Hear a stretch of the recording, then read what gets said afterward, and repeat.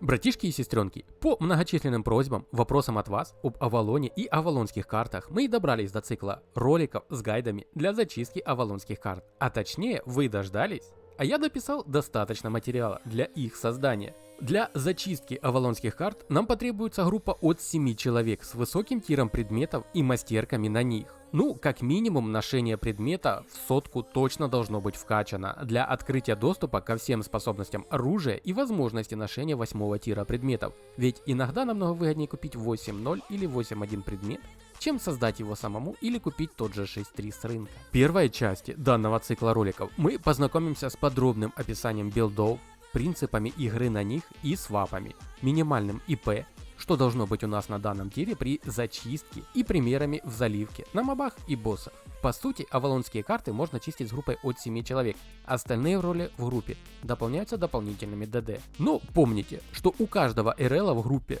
будет свое требование по билдам, их ИПшке и дополнительным предметам на свап. Я приведу лишь один из многочисленных вариантов, с которого вы сможете начать чистить сами. К примеру, если у вас есть уютная гильдия друзей или сотрудников для игры по вечерам.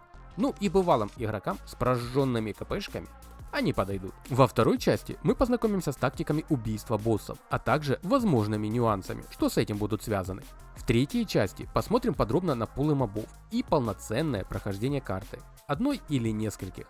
Заранее предупреждаю, ролик будет длинным. В части поговорим и посмотрим на зачистку уже высокого тира карт с их дополнениями и изменениями по тиру и ИПшке. Ну а в пятой части будут дополнения по билдам, тактикам и подведением итога самой активности, а также отвечу на часто возникающие вопросы. Всем позитивного времени суток, вы на канале EvilFluff и мы начинаем. Отдельная благодарность ребятам, что помогли в записи материала для создания данных роликов, в частности из гильдии Еноты. Конечно, если вам хочется поучаствовать и попробовать весь спектр группового контента, начиная с фарма и дайва статиков, золотых авалонских плит, зачистки авалонских карт или просто еженедельными походами за авалонской чашей ради бафа к славе на 7 дней, на которых новички смогут не только открыть для себя новые активности с игровым опытом, а также познакомиться и влиться в коллектив, попутно прокачав нужные и интересные мастерки, билды и роли, а также открыть мир Альбиона с новой для себя стороны, с желанием играть в него по-новому для новичков и опытных игроков, жаждущих адреналина, безудержного драйва и натяжения нервов до состояния стальных струн. У ребят из гильдии Енот есть все виды групповых PvP активностей. Ганги, роумы, эпические сражения за замки, заставы и форпосты, ЗВЗ, СС, МС и прочие буквы алфавита, которые есть в нем, есть и в активностях у ребят. Коллектив дружный, веселый и на позитиве с печеньками. Всем помогут, научат и подскажут не только как играть, но и как зарабатывать звонкую монету в Альбионе. Тем самым наладив стабильную экономику вашего персонажа. Полное отсутствие налога и доступ к убежищу гильдии. Со всеми плюшками в нем. А также у каждого новичка в гильдии Еноты будет 2 недели на освоение в гильдии, игре и налаживание экономики. Ребята играют в 3 таймера, в 10, 12 и 14 по UTC. Так что все желающие научиться, развиваться и расти скиллом в игре, в массовых сражениях, найдут таймер, удобный для себя, в свое время. Система отпусков и полный соцпакет компенсаций за гильд активности и падения в них. От вас желание играть, наличие дискорда можно и не говорить, но слушать обязательно. Да и набор проходит там же, через приемку и собеседование. Ссылочки на дискорд приемки, где можно подать заявку на вступление к енотам, я оставлю в описании.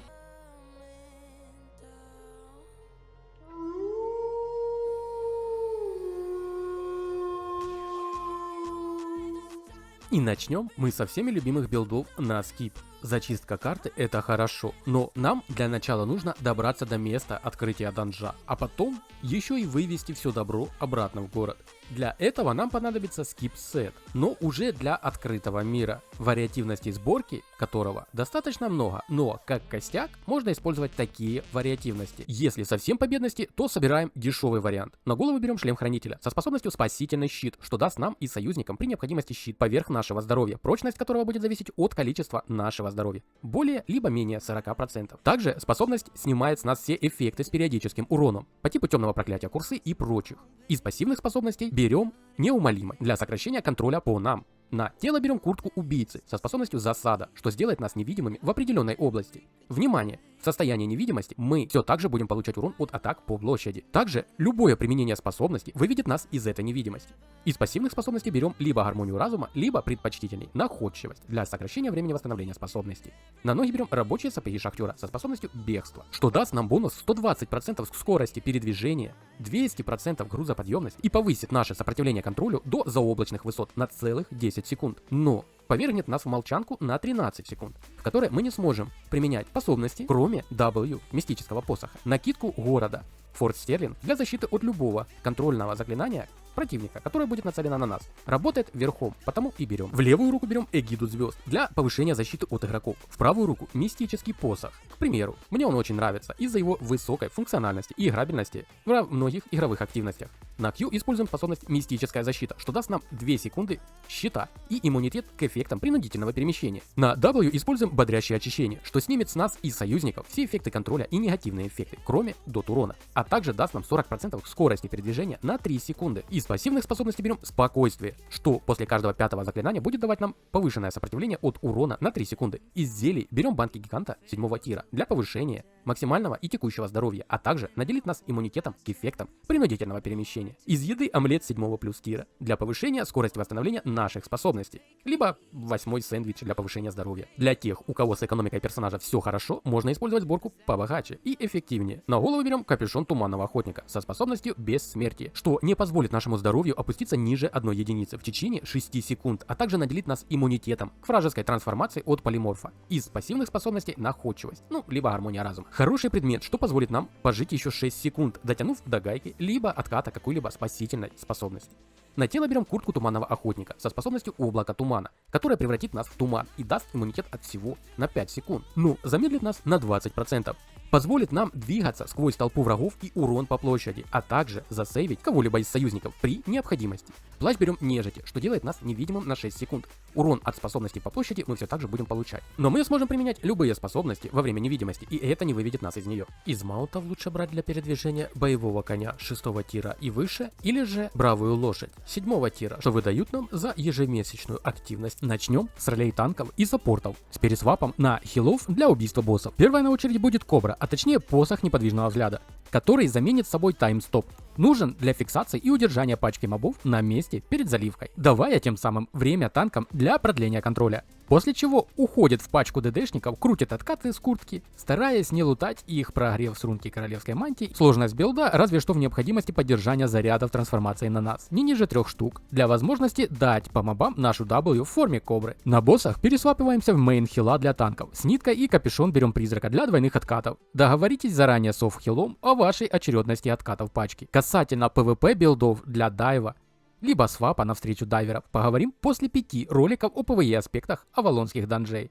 На самом посохе неподвижного взгляда берем на Q. Укращение материи поможет нам накопить на нас заряды трансформаций. Кастуем на себя пачку либо танков после сдачи нашей W и наагривания мобов танками. Ни в коем случае не сдаем перед агром пачки нашу кьюшку, иначе мобы начнут атаковать нас, и мы все заруиним. Пассивная способность внутренняя сила работает только после нанесения урона, а значит и срабатывает она только после того, как мы сдадим нашу кью по танкам, когда они будут рядом с мобами. При касте на союзников пассивка не активируется. На W берем единый разум, что позволит нам притягивать союзников к себе, давая им щит и получая 1 заряд трансформаций.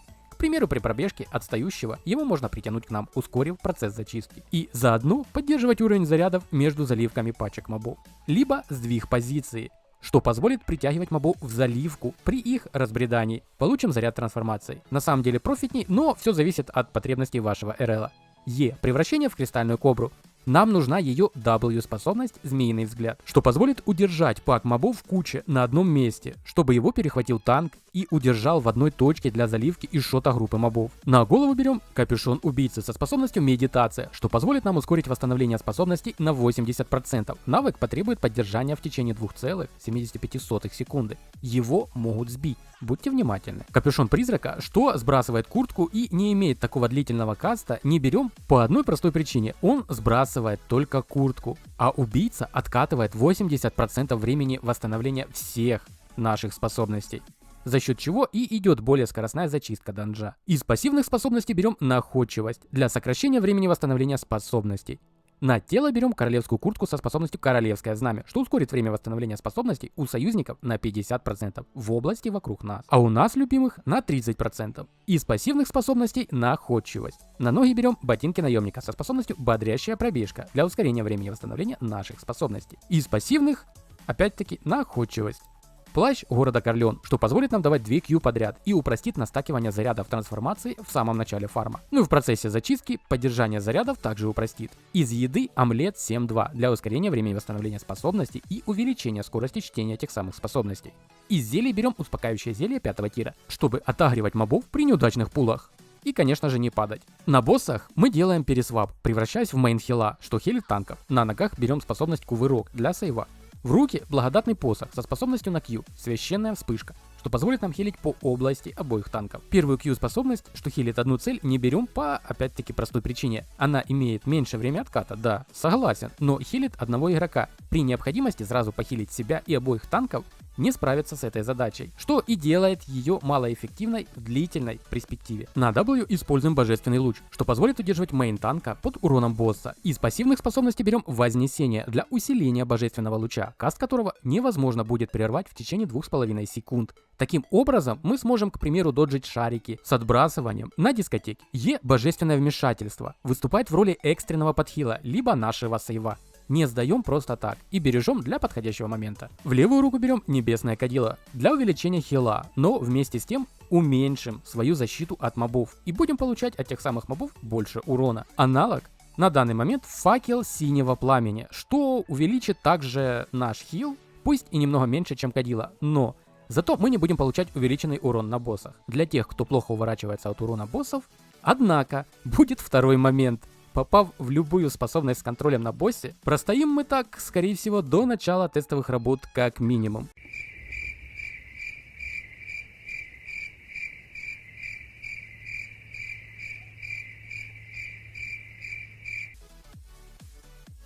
На голову берем капюшон призрака со способностью озарения, что сбросит время восстановления способности с нашей брони. Из пассивных способностей находчивость. Плащ используем накидку города Люмхурс для восстановления маны. На последнего босса используем также шлем хранителя со способностью спасительный щит для снятия стаков и защиты от мечей. Из пассивных способностей устойчивость для повышения нашей защиты.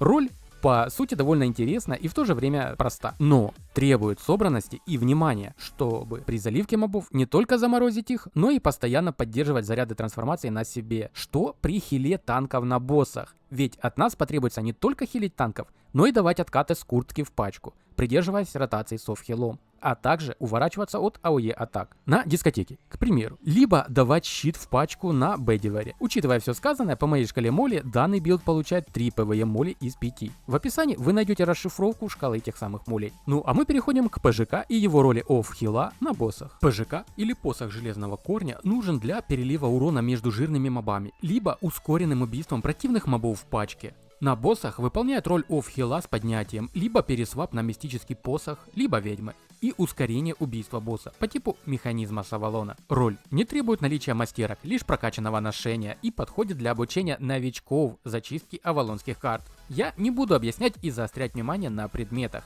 которые объяснил уже в предыдущих билдах. На голову берем капюшон убийцы со способностью медитация и пассивной способностью находчивость. На тело берем королевскую куртку со способностью Королевское Знамя для откатов в пачку и пассивной способностью находчивость. На ноги берем ботинки наемника со способностью Бодрящая пробежка для ускорения восстановления способностей. На боссах ставим Кувырок из пассивных способностей находчивость. Плащ города Люмхурст для восстановления энергии. Из еды омлеты 7-2, зелья успокаивающие 5 тира для отагривания неудачных пулов мобов, либо зелье энергии на боссов. В левую руку Туманный Зов для ускорения времени восстановления способностей. На самом ПЖК ставим на Q растущие шипы для вливания дополнительного урона в пул мобов после их связки нашей ешкой. На W берем оживление для подхила танка. И после членов пати, что лутанули урон. Из пассивных способностей берем энергичный целитель, чтобы хил с нашего оживления заходил в танка с бонусом. Е. Связь душ нужна для связки мобов между собой, к примеру, макак или рыцаря-жрицу и прочее. При изучении правильных пулов мобов в третьей части рассмотрим варианты наглядно и поговорим уже предметно.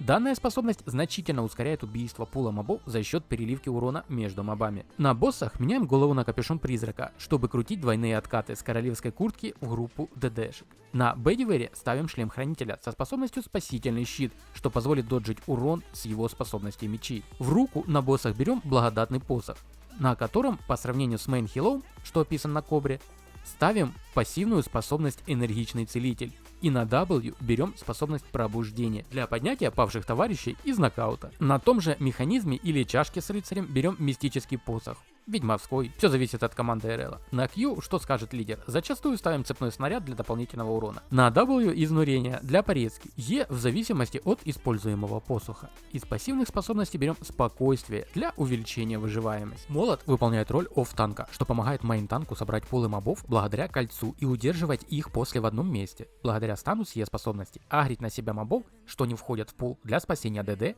и саппортить на босса. На голову берем все тот же капюшон убийцы со способностью медитация и пассивной способностью находчивость. На тело берем броню хранителя со способностью насмешка, что позволит нам агрить мобов на себя, не давая им возможность кусать ДД. На боссах ставим ауру бессилия, что создаст ауру вокруг нас, находясь в которой боссу будет резаться его урон на 60%. У латных видов брони есть два типа пассивок. ПВЕ и ПВП, можно назвать их так. В первом типе пассивок берем авторитет, что позволит нам увеличить продолжительность наших эффектов контроля. Из второго набора ПВЕ пассивок берем пассивку сокрушение духа, что будет резать здоровье атакующего нами монстра на 12% в течение 3 секунд. Таким образом можно атаковать всех мобов по очереди в пуле, ускоряя их аннигиляцию. Вторую пассивку защитный инстинкт мы не берем, чтобы не срывать своими способностями и уроном агр с мейн-танка. На ноги берем ботинки охотника со способностью бросок, что увеличит продолжительность наших эффектов контроля.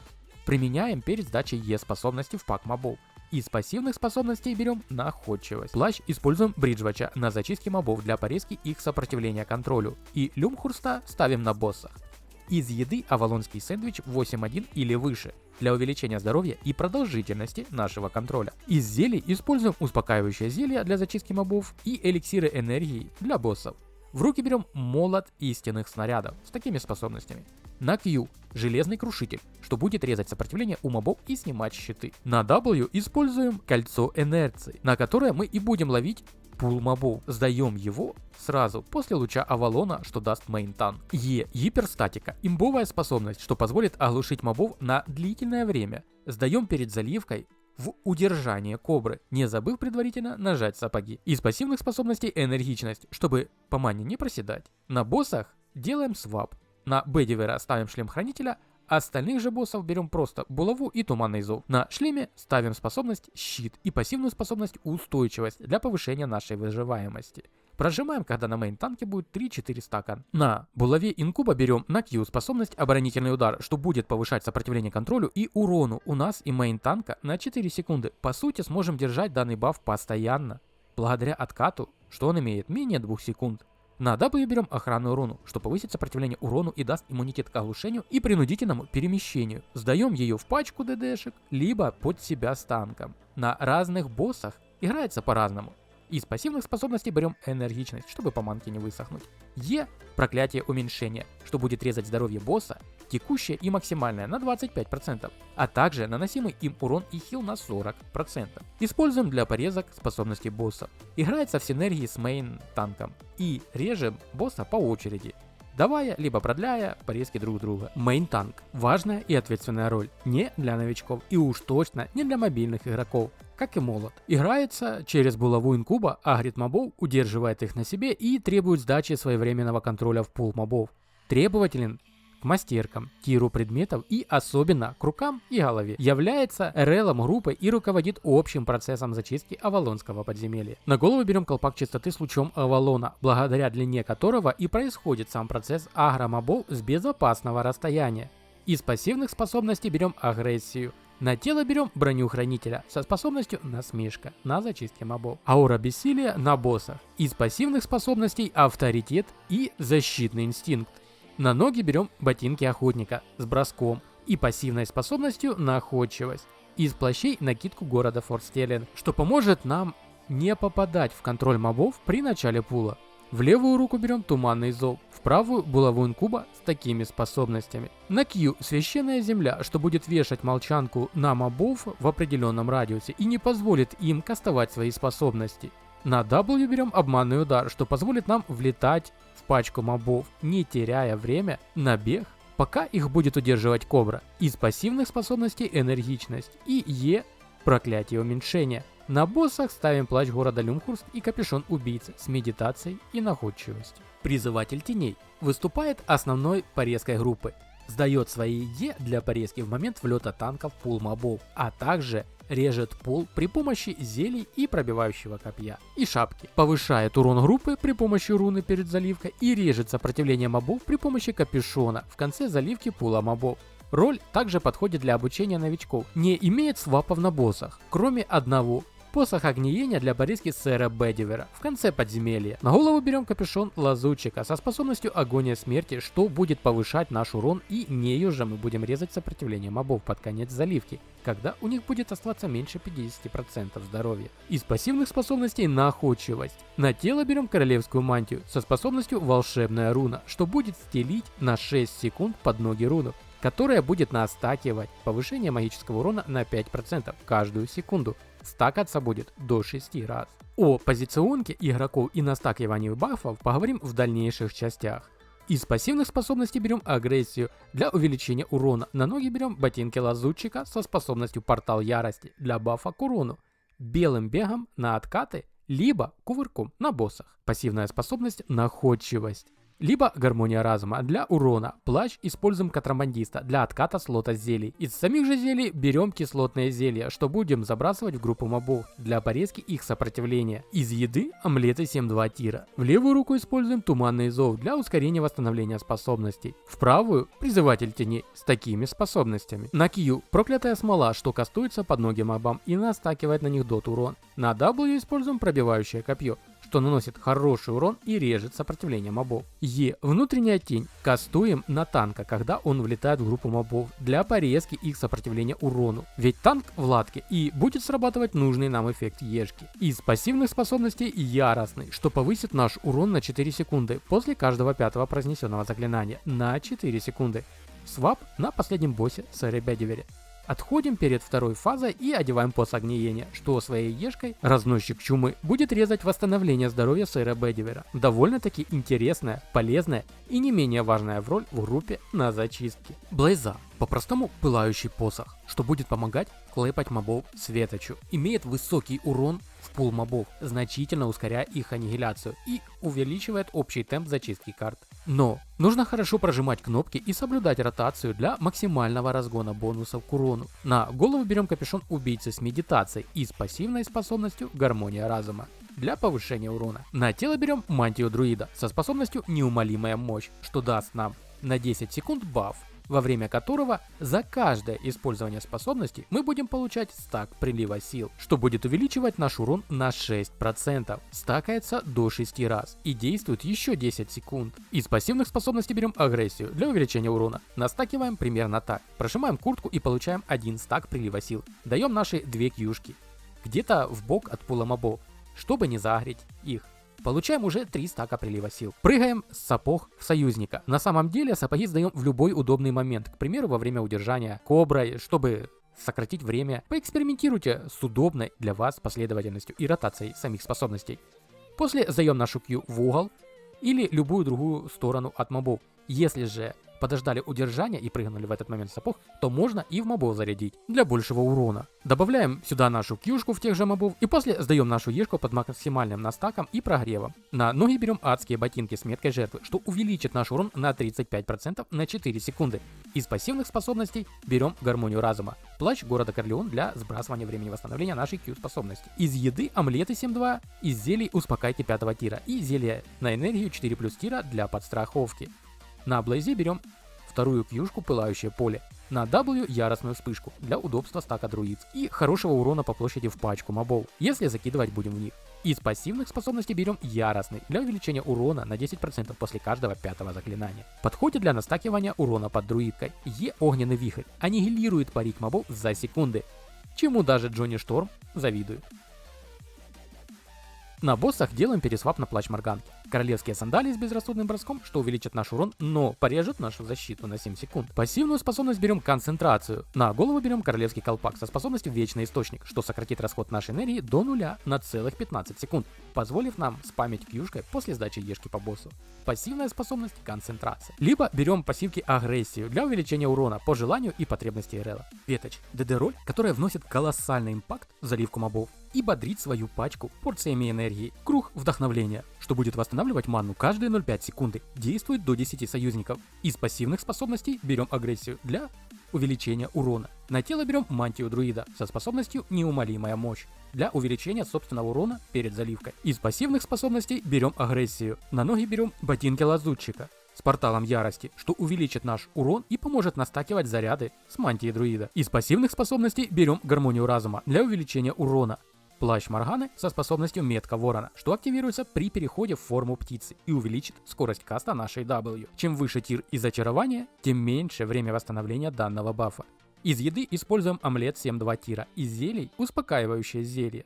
В руки берем светоч с такими способностями. На W укрощение материи для настакивания зарядов трансформации. На W используем искажение, кидая его под ноги пулу мобов, что даст нам сразу 2 заряда трансформации и активирует нашу пассивку. Как раз таки из пассивных способностей используем долой правила, что активируется при использовании способности из W слота. Увеличит скорость чтения наших заклинаний на 30%. Е. Превращение в птицу рассвета даст нам 2 новые способности на Q и W и будет вешать дебаф на противников искра света с автоатаки, что при попадании пронзающего света Q-способность поможет нанести урон по площади. Помним, что при переходе в форму птицы у нас будет пара бафов, что увеличит скорость чтения наших способностей суммарно на 80%, плюс баф омлета. Это нужно для скоростного сотворения W-способности приговор в форме птицы, которая поможет клэпнуть собранный пул мобов. Кастуем, как только перешли в форму птицы. После чего даем автоатаку и даем Q, пронзающий свет по мобам. Из свапов носим королевскую мантию на свап для боссов. Это основные 7 ролей, с которыми мы сможем смело отправляться чистить авалонские карты. Но для надежности можно и даже нужно взять шишку из ветки фростов, что упростит и ускорит зачистку карт и боссов.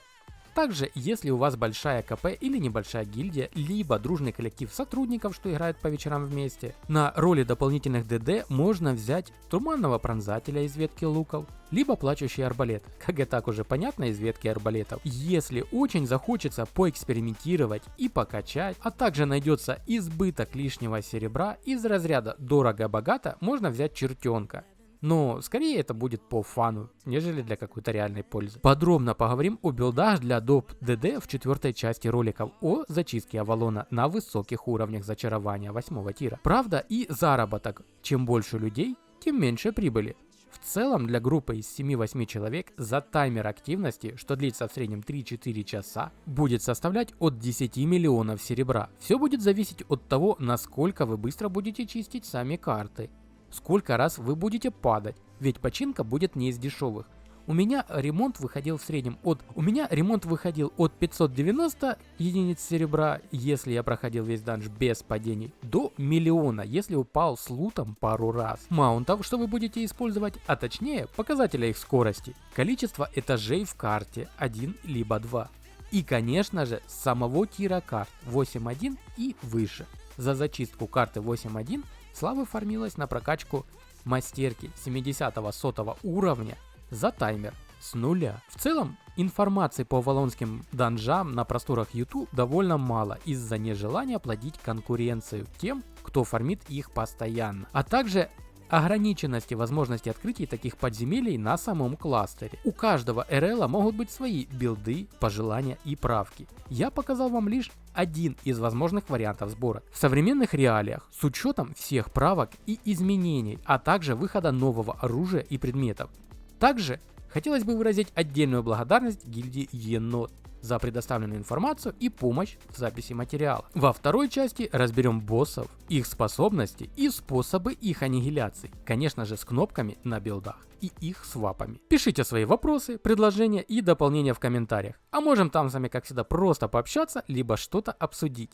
Часть интересных вопросов в комментариях отправятся прямиком в 5-ю часть ролика для наглядного ответа на них. Кстати, дуо-трио фармеры авалонских карт в чудных 4-3 сетах с непрокачанными мастерками, что выносят триллионы за таймер, удачного вам фарма и флаг вам в руки, ребят. Очень рад за ваши успехи и скилл. Приятной нам игры и только позитива в процессе. Всех братишек и сестренок обнял и приподнял. До новых встреч.